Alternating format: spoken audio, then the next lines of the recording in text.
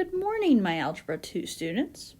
Or I'm going to say good morning because I am recording this on Monday morning for you, getting this ready for your Tuesday lesson.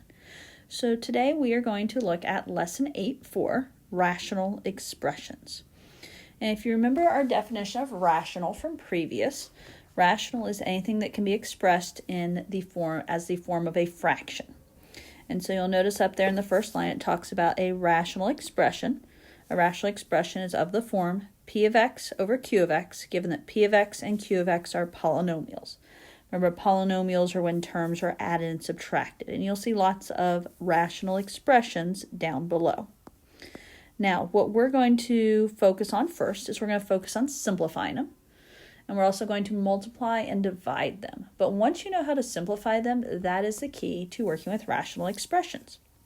So notice right there it says the simplest form of rational expression is when both the numerator and denominator have been factored and reduced. So number one job on each of these problems is going to start by factoring and then looking for anything that can reduce, or in other words, cancel. So for example, x squared minus x minus 6 can factor into x minus 3 times x plus 2. X squared plus x minus 2 can factor into x plus 2, x minus 1. They're factored. As you looked for items that are in common that can reduce or cancel, you'll notice that both the numerator and denominator have a factor of x plus 2 that can cancel out.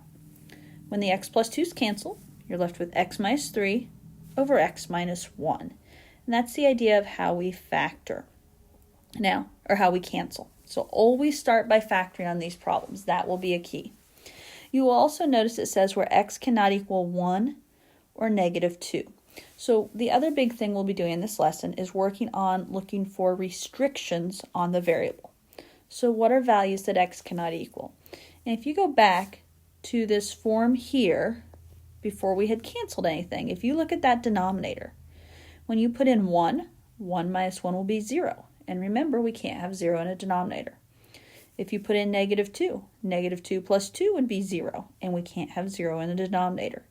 And so those are what are called restrictions on the variables. And so we'll be working with those in this lesson as well.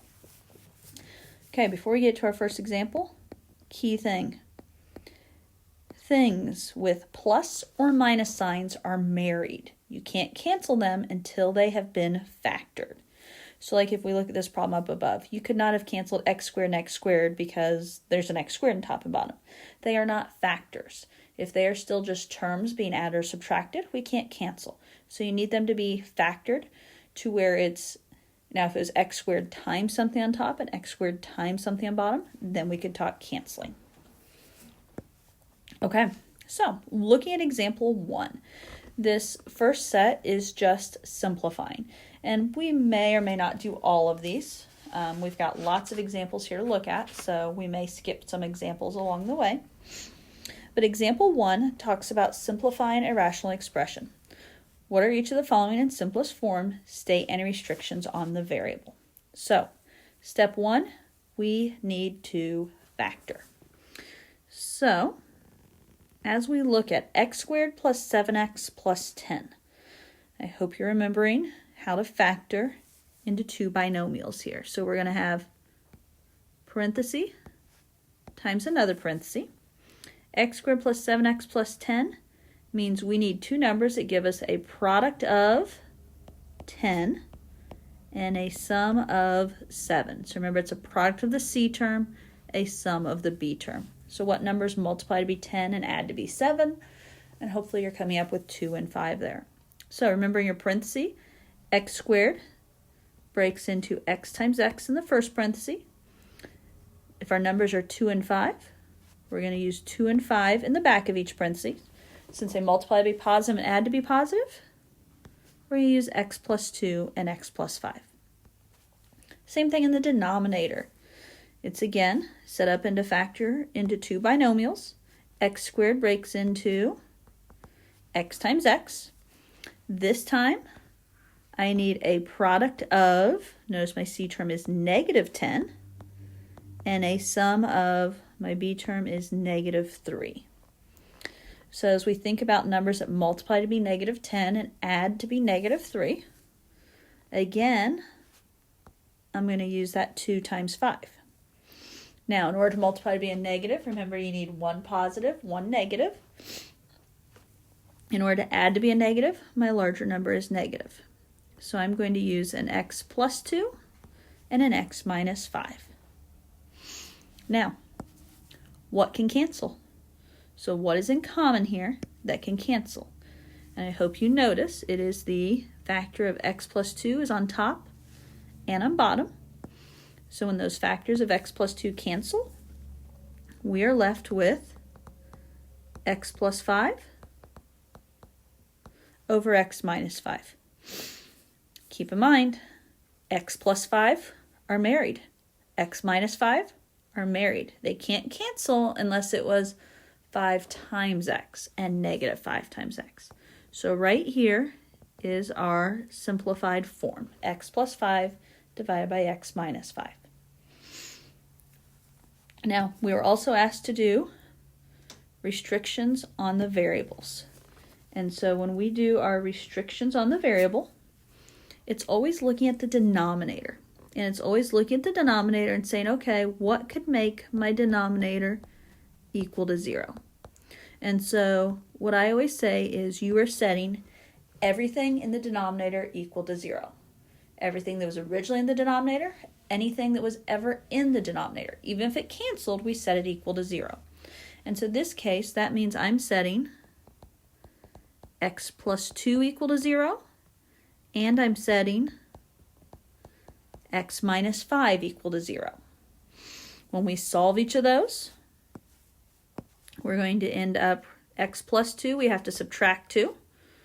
We'll get x cannot equal negative 2, or x equals negative 2 for the moment. It's x minus 5, we add 5, and so there we're going to get x equals 5. These are actually our restrictions, so this is what x cannot equal. So you'll notice I put a little slash through the equal sign, and it says x cannot equal negative 2, x cannot equal 5. And so these are the restrictions on the variables. Okay, values that do not work if you plug them into the original statement.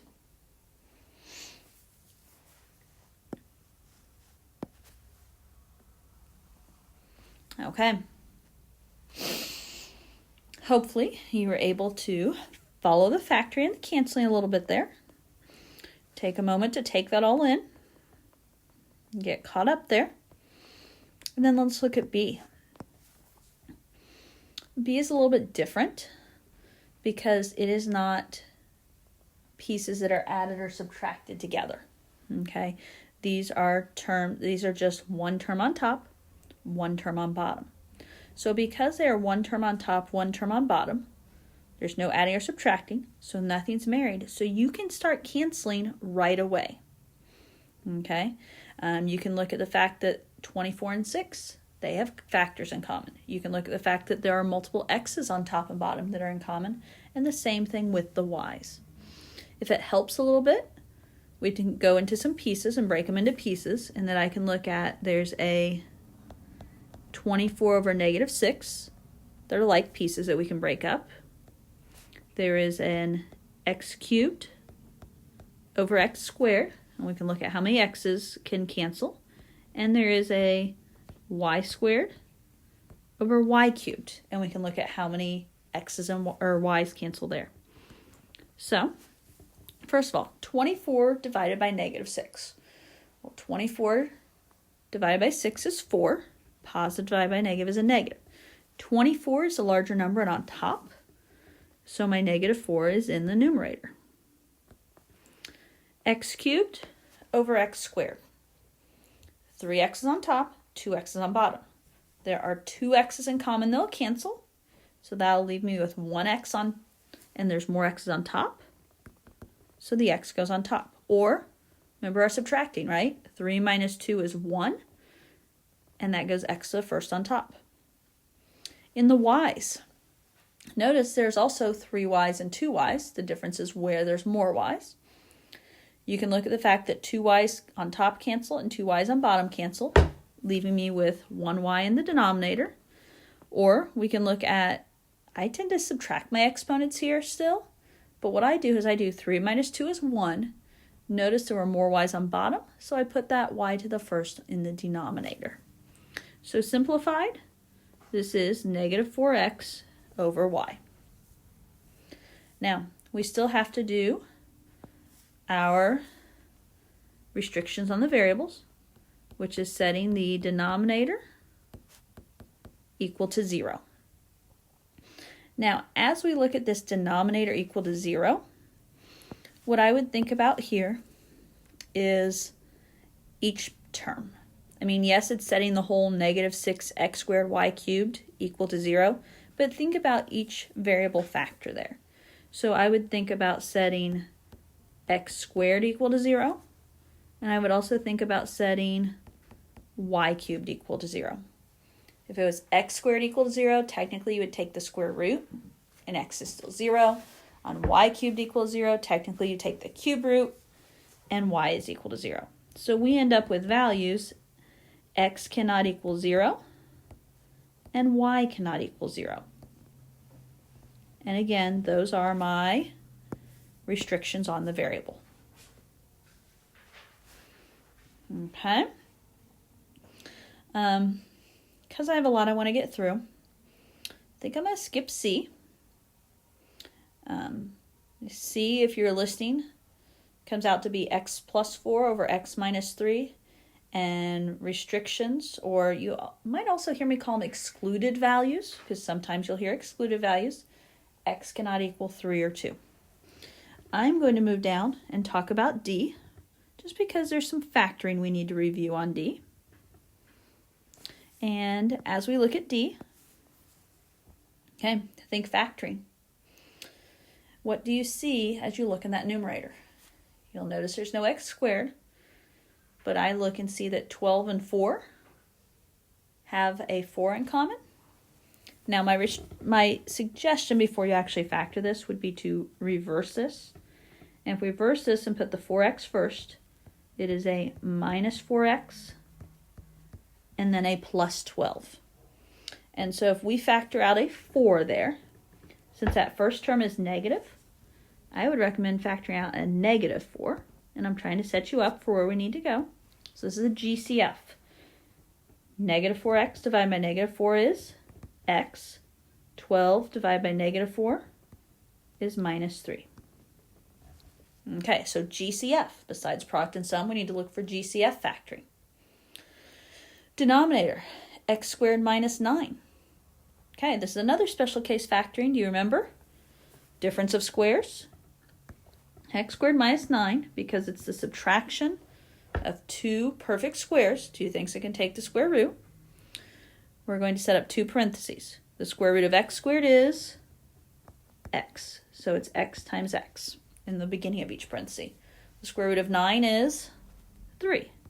So it's 3 times 3.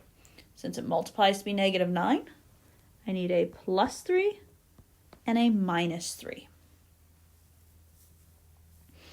And now, now that it's factored, do I have any factors that can cancel? And hopefully you'll notice there are identical factors of x minus 3 and x minus 3 that can cancel, leaving us with negative 4 over x plus 3. That is my simplified form. Restrictions on the variable. Remember to do those. Or to find your excluded values, you set the denominator equal to 0. Again, I like to use the factored form. So I would prefer to set x plus 3 equal to 0 and x minus 3 equal to 0. If I do x plus 3 equal to 0 and x minus 3 equal to 0, I end up with the fact that x cannot equal positive 3 or negative 3. And I'm actually going to say x cannot equal plus or minus 3. You could also write that as 3 comma negative 3, depending on the situation. Okay. That's all about our simplifying, folks. Now, if you can simplify a rational expression, so simplify a fraction with all these variables in it, you can also multiply them, because multiplying is really no different. It's just taking two of the fractions and putting your answers together at the end. So, as we look at example 2, it says to find each of the following products, state any restrictions on the variable. So what has step 1 been in all of these other problems? We need to factor. So we're going to start off doing all the factoring and then see what we can cancel and go from there. So, first fraction, first numerator, 2x minus 8. What kind of factoring do I want to use with 2x minus 8? Hopefully you realize there's a GCF there of 2. So I'm going to put a 2 out front. And then what remains in my parentheses? 2x divided by 2 is x, minus 8 divided by 2 is 4. So that numerator is 2 times x minus 4. Denominator, x squared minus 16. We just did something like this. Factors like that previous denominator, this is the difference of squares. So 2 parentheses. X squared breaks into x times x. The square root of 16 is 4 times 4. And multiplies to be negative 16 is plus 4 and minus 4. And there you guys get to meet Sadie, because there's probably something scary driving down the road that she feels she needs to protect us of. So welcome to meet our house and meeting Sadie, who likes to bark at everything. Okay, continuing to factor the next one. X squared plus 5x plus 4. Notice that goes back to our quadratic trinomials, where we can factor into 2 parentheses. X squared breaks into x and x, multiplying to be 4 and adding to be 5 is 4 times 1. They multiply to be positive and add to be positive. It's x plus 4 and x plus 1. And then denominator, x squared plus 8x plus 16. Again, 2 parentheses. X squared breaks into x times x. What multiplies to be 16 and adds to be 8? And that is 4 times 4. Okay, so step 1 was we did all of our factoring. Step 2 is we are ready to reduce.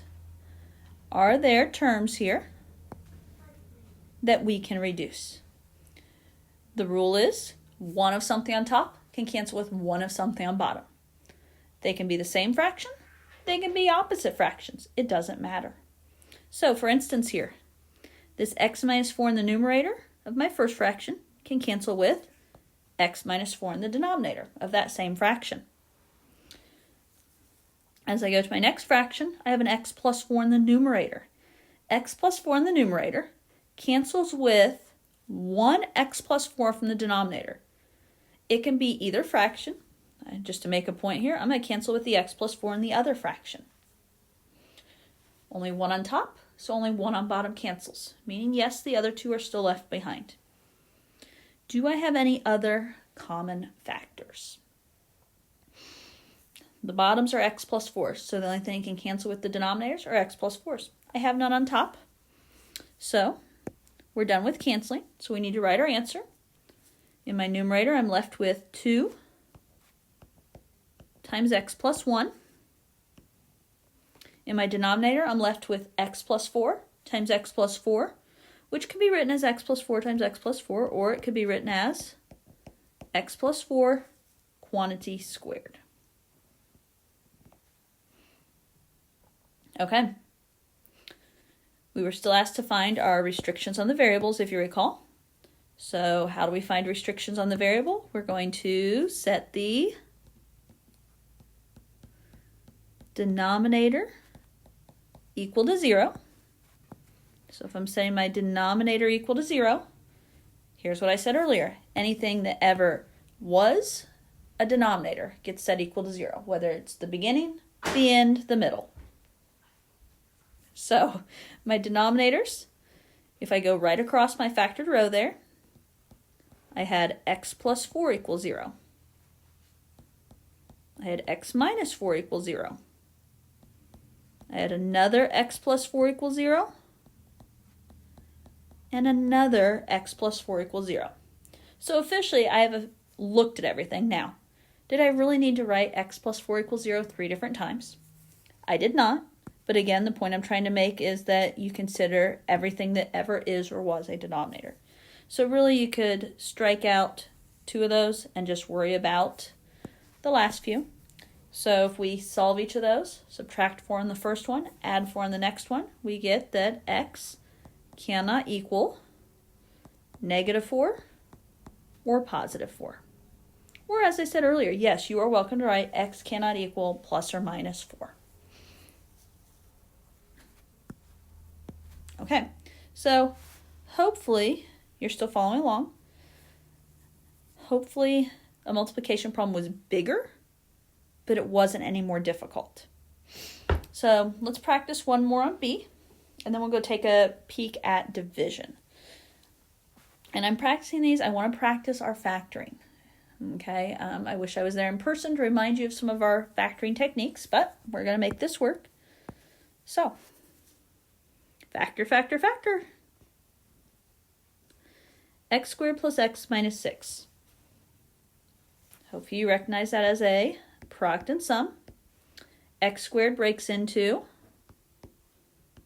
x times x, multiplying to be -6, and adding to be 1.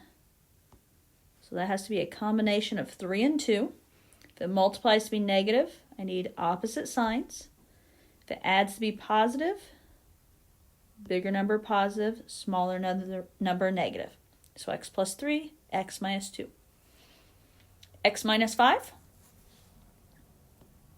is going to stay as is. It will not factor. There's no GCF.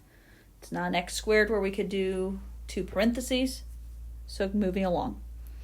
X squared minus 25. Okay, third one in this lesson. Is it back in your brain yet? Difference of squares. X squared is x times x. 25, the square root of 25 is 5. So it's 5 times 5. Multiplying to be negative means I need my opposite signs, a positive and a negative. And denominator, x squared plus 4x plus 3. X squared is x times x. Product of 3, so multiplying to be 3, adding to be 4. The only thing that multiplies to be 3 is 3 times 1. If it adds to be 4 and multiplies to be positive 3, they're both positives. Okay. After you factor, you cancel. What kind of factors would you like to cancel? An x plus 3 and an x minus 5. Anything else? Okay, if there's nothing else, write your final answer. In my numerator, I have an x minus 2 times an x plus 5. In my denominator, I'm left with just an x plus 1. No, you do not usually need to multiply those back together after they're factored. You can usually just leave them as is. And restrictions on the variable. How do you find them? So we're going to set our denominators equal to 0. Anything that ever is or was a denominator. So my denominators here were x minus 5 equals 0, x plus 3 equals 0, and x plus 1 equals 0. So, what are my restrictions on the variables? X cannot equal 5, -3, and -1. Because those are the numbers that if I put them back in, they will make my denominator equal to 0.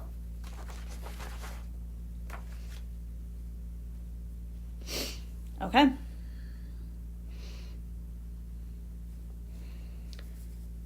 Got it? Okay, we simplified, which means we factored and canceled. We multiplied, which basically means we factored both fractions and then canceled. Multiplying them together was just putting them all together.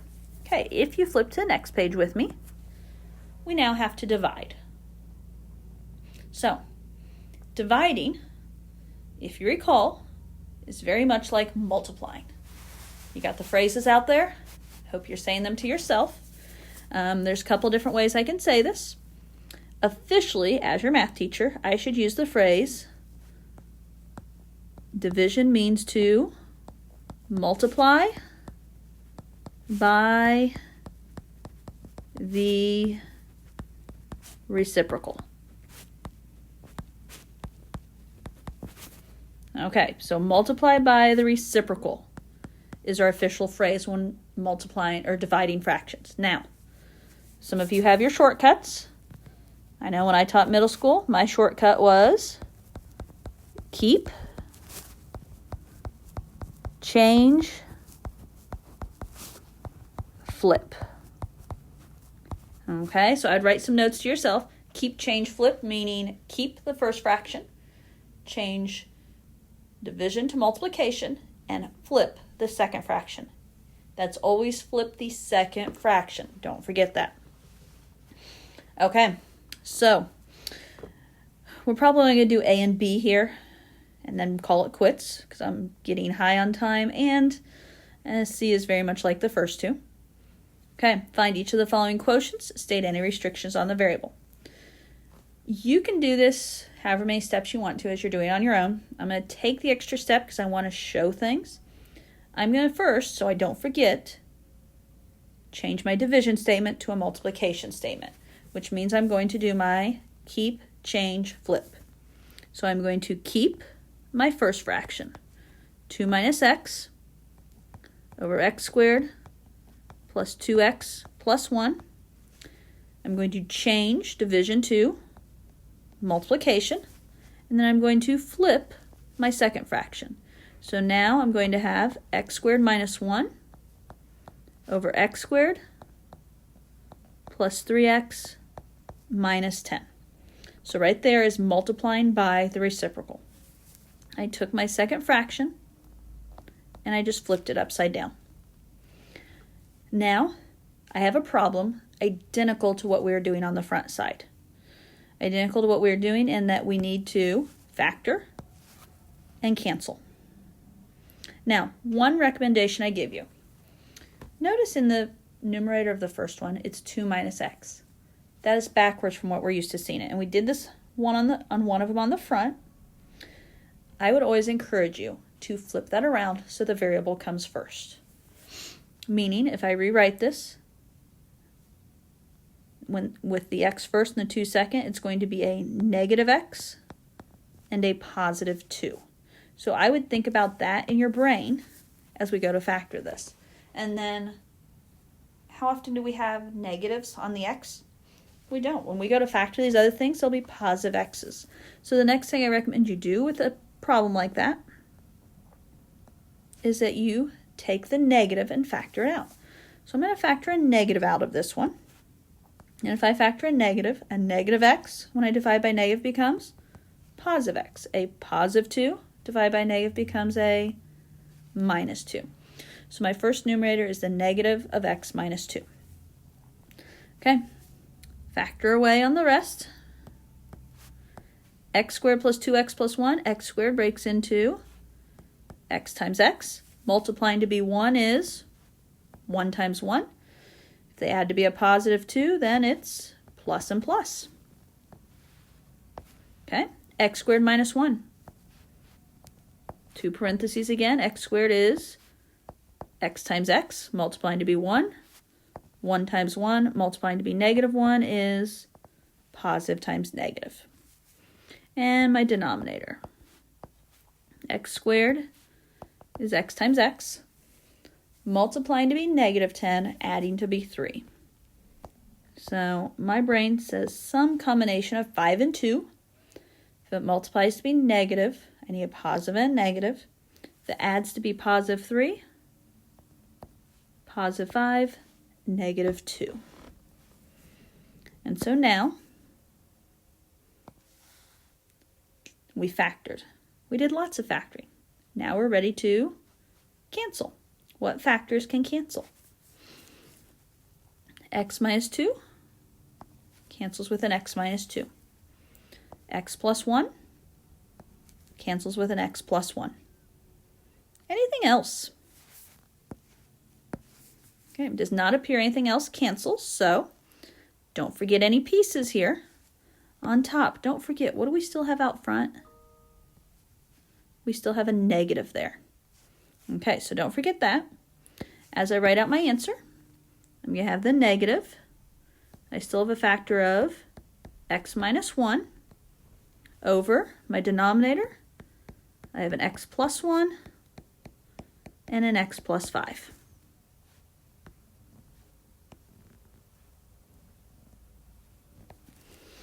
Okay.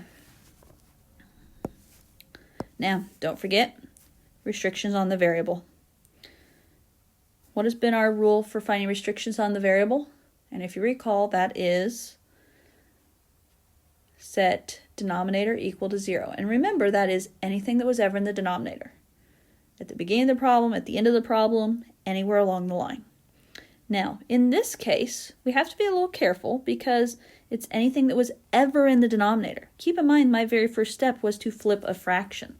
So when we do this, I'm going to write down, my note to you is we're going to use any original denominators and any new denominators. They all have to equal 0. So maybe it doesn't look like it's in the denominator once we got the problem going, but if it ever was in the denominator, we have to use it. So if you look at the problem as it's written, right in our work here, we had an x plus 1, which you only need to write one of those. So x plus 1 equal to 0.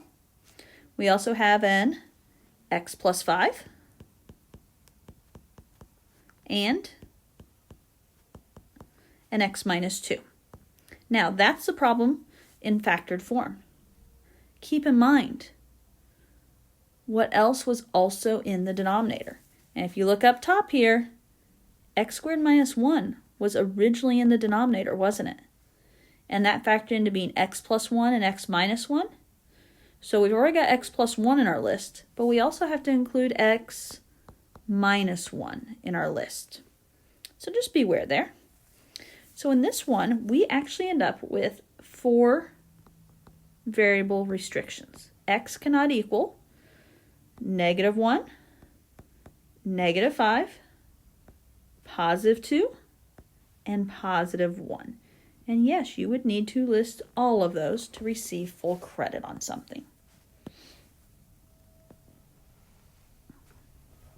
Okay. Yes, we added an extra step with division, but remember, the rules are still the same. Okay, so last example that we're going to look at, and that is example B. So we are going to, notice it's a division problem. So first thing we need to do is multiply by the reciprocal. So I'm going to keep my first fraction, x squared plus 5x plus 4 over x squared plus x minus 12. I'm going to change division to multiplication, and I'm going to flip this next fraction, which is 2x squared minus 6x over x squared minus 1. Okay, now this is like any other problem we've done today, and we need to do lots of factoring. X squared plus 5x plus 4. 2 parentheses, x squared is x times x, multiplying to be 4, adding to be 5. So 4 times 1, both positives. Denominator, x squared plus x minus 12. So x squared is x times x, multiplying to be negative 12, adding to be 1. So that's going to be a 3 times 4. If it multiplies to be negative, I need a positive and a negative. If it adds to be positive, I need a positive 4 minus 3. Second fraction. 2x squared minus 6x. Notice this one's different. There is no just constant term. Think GCF. 2 and 6 both have a 2 in common, and both terms have an x. So I'm going to use a GCF on this problem of 2x. 2x squared divided by 2x is x, minus 6x divided by 2x is 3. And my denominator, x squared minus 1, is difference of squares again. It's 2 perfect squares being subtracted. So we set up our 2 parentheses. X squared is x times x. 1 is 1 times 1. And since it multiplies to be negative, it's plus and minus. Okay. After you factor, you cancel.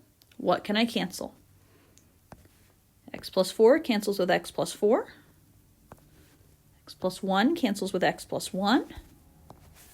X minus 3 cancels with x minus 3. Lots of canceling. Anything else?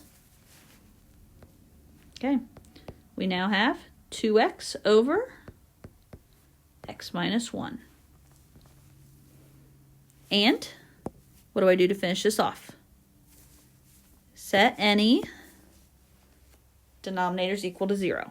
So remember, as I said it earlier, it's original and new denominators equal to 0. So anything that ever is or was a denominator gets set equal to 0. And this is why I've been saying it that way the whole lesson, is because when we get to division, we have to remember to do everything that was ever in denominator equal to 0. So if I go with my factored form there, I see in x minus 3 equal to 0, x plus 4 equal to 0. I have an x plus 1 equal to 0, and x minus 1 equal to 0. So those are the denominators I have when I factored. Now keep in mind that second fraction, remember it started with 2x squared minus 6x in the denominator. So what was that in factored form? And that was a 2x equals 0 and an x minus 3 equals 0. Now, technically, I just realized x minus 3 was a duplicate, so you don't really need to write that one again. What are my variable restrictions? X cannot equal positive 3, negative 4, negative 1, positive 1, and what about that 2x equals 0? Divide by 2, and x cannot equal 0. Okay, guys, I hope as we've gone through this lesson, you find yourself being able to answer the questions as I ask them more and more. I do hope you're talking to your computer screen and answering these questions. So just like when we're in class, talking to me and answering questions. So, okay, so this is your Tuesday, March 24th lesson. Okay, officially your job is to listen to this lesson. You've done that. You've gotten the notes. You're good for today. For Wednesday, your e-learning will be to complete Lesson 8.4 on Math Excel. Now, yes, if you have been wanting to work ahead or whatnot, Lesson 8.4 will be available at the beginning of the day on Tuesday, even though it's not officially assigned till Wednesday. So you can start working on that. As of right now on Thursday, I may just use it as a catch-up day of, what do you need to get caught up on my class? And maybe there's things you need to get caught up on in other classes. So Thursday's kind of a wait and see. And then we will obviously pick back up after spring break. So good luck. please contact me if there's questions. I will be starting to follow up with some of you that I haven't seen any activity on Math Excel yet to make sure that you are out there and getting stuff done. I hate to say it, guys, but you can't ignore this e-learning. This is going to be at least over half of your last 9 weeks grade. So it's going to be really hard if you wait until May to try and get caught up on everything. So you need to be finding a way to get on the internet and be doing some of this. So I hope you guys are keeping safe, having a good day, and I will talk to you later. Bye.